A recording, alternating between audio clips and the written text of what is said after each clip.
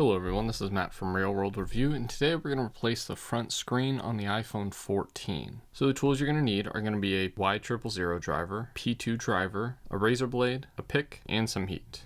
So the first thing we're going to do is remove the bottom two screws, and then we're going to use the heat gun to add some heat around the frame. Pretty much what you want to do is get a decent amount of heat going around the edges, but just making sure not to overheat the screen.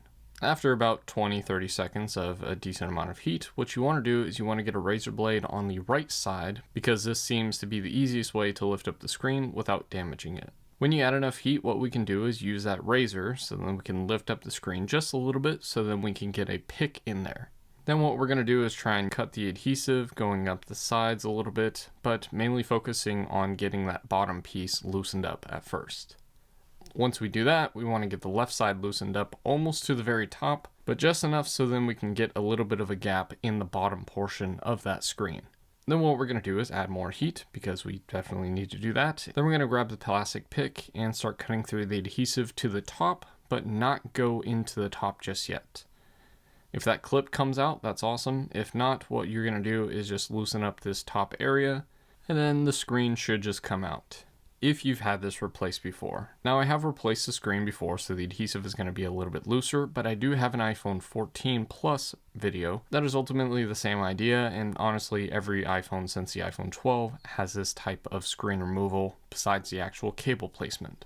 But once we get that off, we're going to grab the Y000 driver and remove this one screw right here, and we're going to get a pick to lift up this little metal piece that kind of hooks in. You can also use that pick to unplug the screen, and then with that Y000 bit again, we're going to remove this one screw right here, and then carefully use this pick to lift up that metal piece, as well as the cable that plugs into the top. Still using that Y000 bit, we're going to remove these two screws right here. Then we're going to lift up this cover like this, knowing that it does hook on the right side.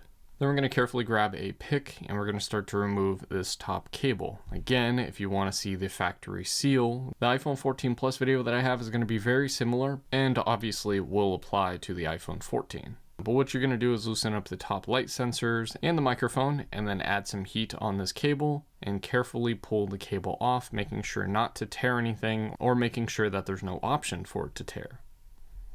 Next, we're going to grab the new screen and we're going to set all that stuff back in and line it up like this. And then you're going to put this little metal piece right here. Again, remember that it hooks on the right side and sets down like this. You can put in those Y000 screws. And then set the screen like this on the actual phone and plug in that top cable, as well as putting this little metal bracket right here that hooks in and the Y000 screw that goes there. Plug in the screen cable and do the same thing. Put that little metal bracket right there and put the Y000 screw back in. You may have noticed I did not change the adhesive because on the iPhone 12 and newer, it is one, a pain to change the adhesive, and two, generally not needed, as breaking the screen kind of voids water resistance in the first place.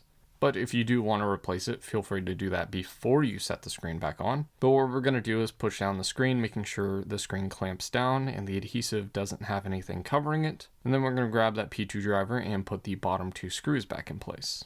And that's pretty much it. Hopefully this video helped you out. If you have any questions, leave them in the comment section. And as always, thanks for watching.